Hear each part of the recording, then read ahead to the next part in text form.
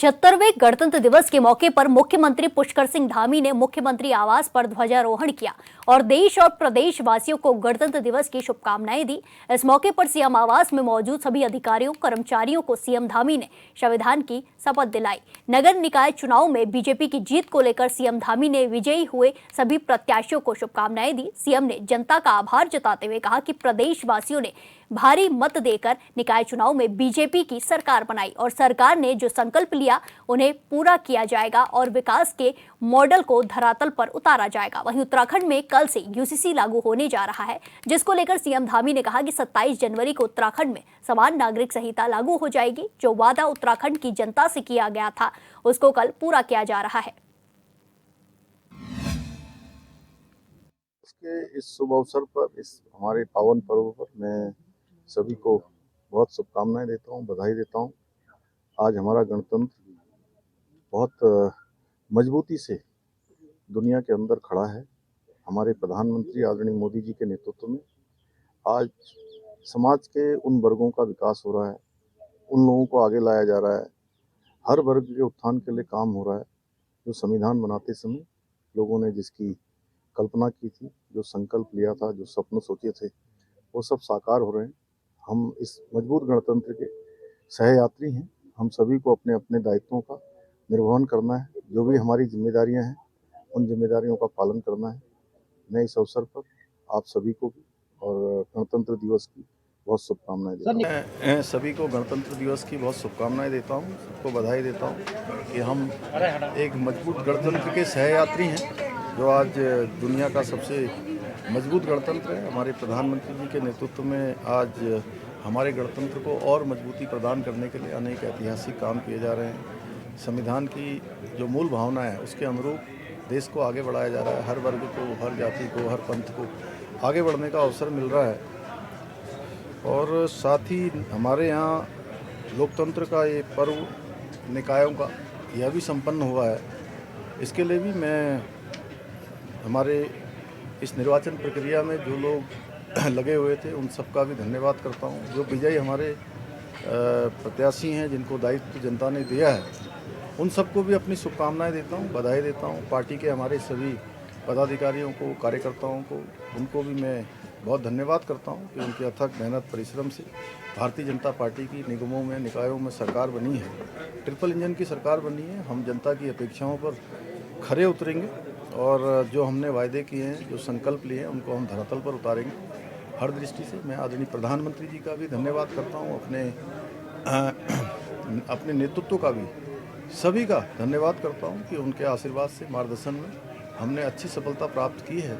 और आगे हम जनता की भावना के अनुरूप अपनी पार्टी संगठन से लेकर राज्य की सरकारी मशीनरी को एक्टिवेट करते हुए काम करेंगे और उनकी जो अपेक्षाएं हैं उन अपेक्षाओं पर खरा उतरने के लिए हर संभव प्राणोपण से अपना काम को आगे बढ़ाएंगे। देखिए, वो हमारा संकल्प था। हमारे प्रधानमंत्री जी के नेतृत्व में हमने उत्तराखंड की जनता के समक्ष अपना संकल्प रखा था। उत्तराखंड की जनता ने हमको संकल्प को पूरा करने के लिए अपना आशीर्वाद दिया, सरकार में आने का मौका दिया और हम अपना संकल्प और अपना वायदा पूरा कर रहे हैं। सभी औपचारिकताएं पूरी हो गई हैं। कल विधिवत रूप से, औपचारिक रूप से उसको जो है उत्तराखंड देवभूमि में लागू कर दिया। देहरादून के परेड ग्राउंड में भी 26 जनवरी के अवसर पर कार्यक्रम का आयोजन किया गया। राज्यपाल गुरमीत सिंह ने ध्वजारोहण कर परेड की सलामी ली। इस दौरान सीएम धामी भी मौजूद रहे। कार्यक्रम सभी विभागों ने अपनी झांकियां पेश की और अपने विभागों के कई किए गए उत्कृष्ट कार्यों को प्रदर्शित किया। वहीं साथ ही कलाकारों ने सांस्कृतिक प्रस्तुतियां भी पेश की।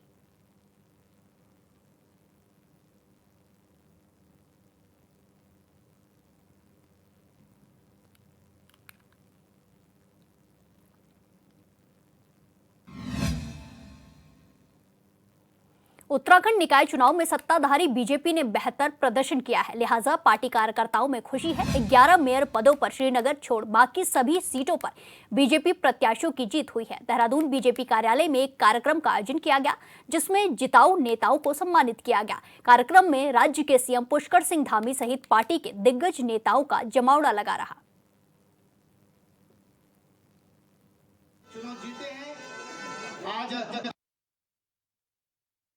और मैं तो जब वहां पहुंचा तो तभी मुझे पता लगा कि राकेश जी ने भी यहाँ अच्छा संगठन का वो कर रखा है पूरा, सब लोग इनकी बड़ी चर्चा प्रशंसा वहां कर रहे थे। और सच में हमारे कार्यकर्ताओं ने बड़े अद्भुत तरीके से बड़ा परिश्रम किया। सब उपस्थित सभी हमारे कार्यकर्ता भाइयों बहनों और हमारे मीडिया के सभी मित्र, सभी पत्रकार मित्र, छायाकार बंधु, मैं आप सबका, हमारे सैनिक भी दिखाई दे रहे हैं, सैनिक, पूर्व सैनिक, उनकी टोपी, उनको भी मैं सैल्यूट करता हूं। और हमारे नवनिर्वाचित पार्षदगण, अभी आप पे ढोल बजते हुए आ रहे थे लेकिन यहाँ पर शांत हो गए, थोड़ा हम जल्दी आ गए थोड़ा हम लोग। तो मैं सबसे पहले तो आप सभी का, आज गणतंत्र दिवस है, गणतंत्र दिवस के अवसर पर आप सबको अपनी तरफ से बधाई देता हूं, आपको शुभकामनाएं देता हूं। और नगर निकाय के चुनाव में जो भारतीय जनता पार्टी को ऐतिहासिक विजय मिली है, उसके लिए मैं प्रदेश के हमारे सभी देवतुल्य कार्यकर्ताओं का, हमारे पदाधिकारियों का, चुनाव के काम में अपना समन्वय करने वाले और प्रदेश की देवतुल्य जनता का, जिन्होंने हमको अपना आशीर्वाद दिया और ऐतिहासिक विजय हमको प्राप्त हुई, उसके लिए सबका धन्यवाद देते हुए आप सभी को इस विजय की भी बहुत बधाई देता हूं। और ये विजय हमारे प्रत्येक कार्यकर्ता की अथक मेहनत, परिश्रम, संघर्ष, समर्पण और संकल्प की विजय है। भाइयों बहनों,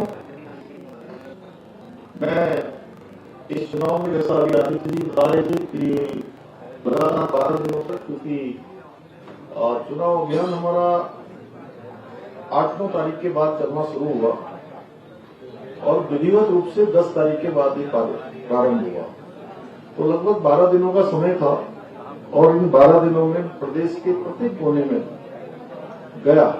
इसलिए मैं कह सकता हूं कि हमारे कार्यकर्ता पूरे जोश के साथ, पूरे उत्साह के साथ, पूरी शक्ति के साथ इस पूरे अभियान में लगे हुए थे। इसलिए मैं आप सभी कार्यकर्ताओं का प्रत्येक स्थान पर, प्रत्येक कोने में कमल खिलाने का जो अभियान आप सब लोगों ने चलाया, उसके लिए मैं हृदय से आप सबका आभार व्यक्त करता हूं। हमें गर्व है कि उत्तराखंड की देवतुल्य जनता ने आदरणीय प्रधानमंत्री श्री नरेंद्र मोदी जी के विजन और जन कल्याणकारी जो नीतियां हैं, उन पर भरोसा जताया है। साथियों, आदरणीय प्रधानमंत्री श्री नरेंद्र मोदी जी के कुशल मार्गदर्शन में हमारी सरकार हर क्षेत्र में प्रदेश के हर नागरिक के कल्याण के लिए निरंतर कार्य कर रही है। हमारी जो विकास की योजनाएं हैं, ये जो हमारा प्रदेश के लिए समर्पण है, हमारी जो विकास की योजनाएं हैं, नीतियां हैं, उसको प्रदेश की जनता ने खुले दिल से स्वीकार किया है। उन्होंने हमारी सब जो भी नीतियां चल रही हैं, उन नीतियों पर मोहर लगाने का काम किया है। और ये चुनाव इस बात का प्रमाण है कि भाजपा की सरकार देवभूमि उत्तराखंड की जनता की समस्याओं के समाधान और उनके हितों की रक्षा के लिए सही दिशा में काम कर रही है। हमारी जो दिशा है वो स्पष्ट है और हमारा लक्ष्य भी स्पष्ट है कि हम राज्य को कहां ले जाना चाहते हैं, राज्य के लिए हम क्या काम करना चाहते हैं। और ये जो विजय हमको प्राप्त हुई है, ये हमारे कार्यों पर जनता के विश्वास और उनके समर्थन का प्रतीक है। उन्होंने अपनी मोहर लगाई है, उन्होंने हमारी पीठ थपथपाई है भाइयों बहनों। और हमारी पार्टी का जो उद्देश्य है वो केवल और केवल चुनाव विजय तक ही सीमित नहीं है, बल्कि प्रत्येक कार्यकर्ता का, जो हमारे श्रद्धेय पंडित दीनदयाल उपाध्याय जी के अंत्योदय को लेकर, यानी कि समाज के अंतिम छोर में खड़े हुए व्यक्ति तक अंत्योदय को पहुंचाना है और जनता की सेवा के लिए समर्पित भाव से काम करना है। एक ऐसा है कि जो हमने एक अपना संकल्प पत्र जारी किया था उसमें अपना ड्रेनेज सिस्टम भी है, तो कुछ शहर की यातायात व्यवस्था से लेके जाम से लेके और पार्किंग है, उसमें हरा भरा दून कैसे बने, सुरक्षित दून का वातावरण कैसे तैयार हो, सीसीटीवी कैमरेज वगैरह, साथ ही शौचालयों का निर्माण, पिंक शौचालय वगैरह, और महिलाओं के लिए अलग एक कोई वाहन ई वाहनों पे भी हमने जोर दिया प्रदूषण मुक्ति के लिए। सौर ऊर्जा पे ध्यान देने को भी हमने उस पर जोर दिया है। साथ ही जो हमारी एक वो है कि हम इसको वाटर लेवल भी कैसे ऊपर उठाएं आगे आने वाले समय में, तो रेन वाटर हार्वेस्टिंग का इस तरह का भी हमारा उसमें विचार है। तो इस पर कई तरह से, और पर्यटन हब को भी देहरादून के कैसे विकसित करें उस विषय में भी हमने अपना संकल्प पत्र जारी किया है। तो वो सब कार्य तो अपने रहेंगे ही, और इसमें अपना सब लोगों को साथ में लेकर और अपने जो प्रमुख अपना यहाँ पर विभिन्न जो विषय हैं समाज से जो आएंगे, समाज के सारे वर्गों को साथ में लेके साथ में चलने की आवश्यकता रहेगी। राजधानी देहरादून में गणतंत्र दिवस के उपलक्ष्य में कई कार्यक्रम किए जा रहे हैं। राजधानी देहरादून स्थित विधानसभा भवन में भी गणतंत्र दिवस हर्षोल्लास के साथ मनाया गया। उत्तराखंड विधानसभा अध्यक्ष ऋतु खंडूड़ी भूषण ने विधानसभा भवन देहरादून में ध्वजारोहण कर परेड को सलामी ली और विधानसभा कार्मिकों के बच्चों को गिफ्ट भी बांटे। इस दौरान विधानसभा अध्यक्ष ने देश और प्रदेश वासियों को 76वें गणतंत्र दिवस की शुभकामनाएं देते हुए कहा कि ये वर्ष उत्तराखंड के लिए बहुमूल्य वर्ष साबित होने वाला है, क्योंकि इस वर्ष उत्तराखंड में राष्ट्रीय खेल का आयोजन होने जा रहा है। साथ ही यूसीसी भी लागू होने जा रहा है, जो उत्तराखंड राज्य के लिए ऐतिहासिक है।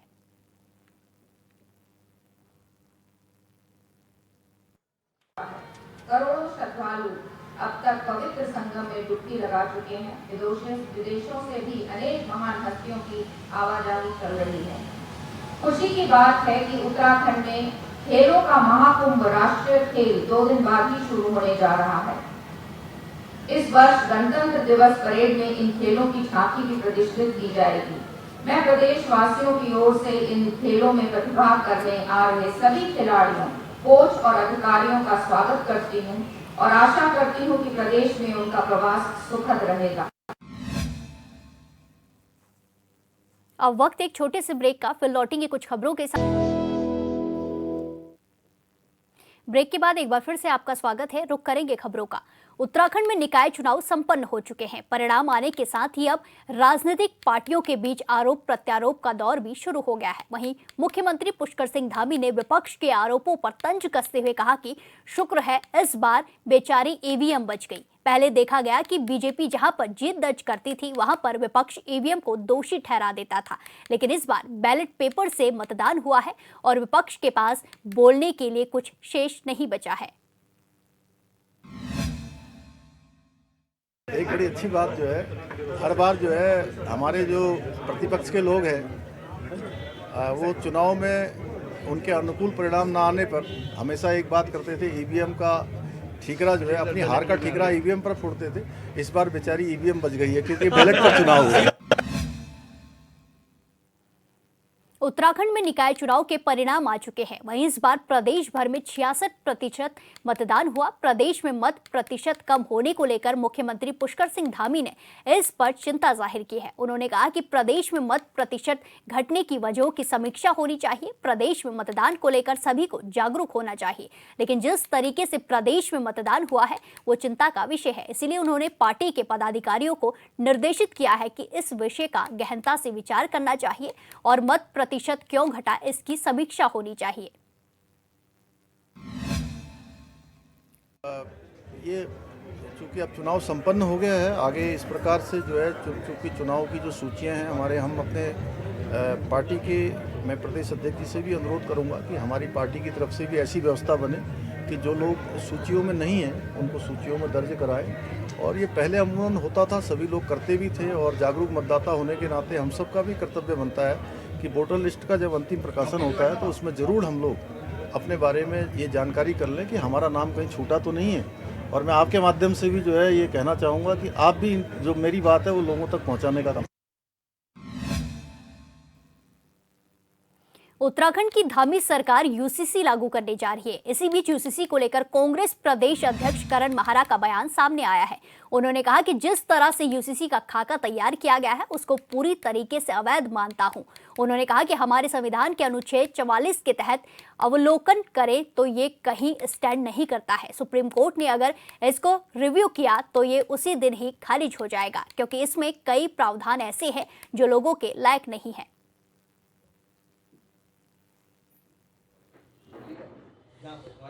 देखिए, यूसीसी का जो इन्होंने खाका तैयार किया है वो पूरी तरीके से गैरकानूनी मैं उसको मानता हूँ। हमारे संविधान की अनुच्छेद 44 के तहत अगर इसको हम अवलोकन करें तो ये कहीं स्टैंड नहीं करता कि अगर इसमें कहीं जुडिशियल रिव्यू हुआ, सुप्रीम कोर्ट ने इसको रिव्यू किया तो ये उसी दिन खारिज हो जाएगा, ये ख़त्म हो जाएगा, क्योंकि इसमें कई प्रावधान ऐसे हैं जो ना तो लोगों को के लायक हैं, चाहे वो संपत्ति का जो हस्तांतरण है उसका मामला हो, चाहे लिव इन रिलेशनशिप हो, चाहे विवाह विच्छेद के मामले हों, उसमें बहुत सारी लूप होल्स हैं जिसको अभी तैयारी नहीं की गई।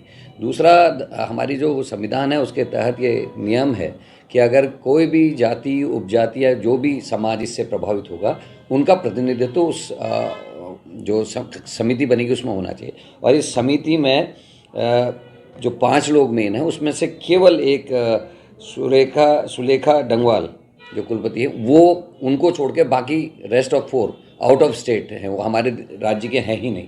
एक तो एक घोर आपत्ति इसमें है।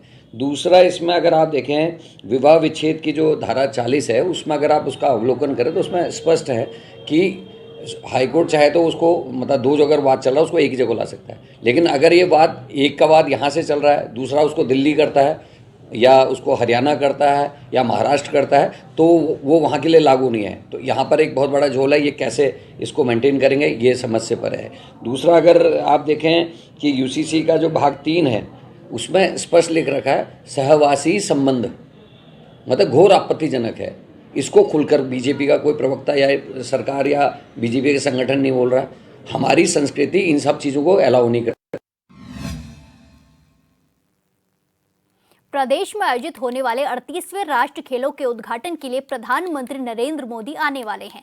इसे लेकर कांग्रेस प्रदेश अध्यक्ष करण माहरा का बयान सामने आया है। उन्होंने कहा कि पीएम मोदी उत्तराखंड देवभूमि आ रहे हैं, उनका स्वागत है, लेकिन उत्तराखंड को विशेष तौर पर क्या मिलता है ये देखने वाली बात होगी, क्योंकि प्रधानमंत्री बेटी की सुरक्षा की बात तो करते हैं मगर यहाँ उस मामले पर कभी नहीं बोलते। करण माहरा ने आगे कहा कि खनन को लेकर हरिद्वार सांसद ने सदन में आवाज उठाई थी, उस पर भी उन्होंने कोई टिप्पणी नहीं की, बल्कि वो उत्तराखंड के मुख्यमंत्री की पीठ थपथपाने का काम करते हैं।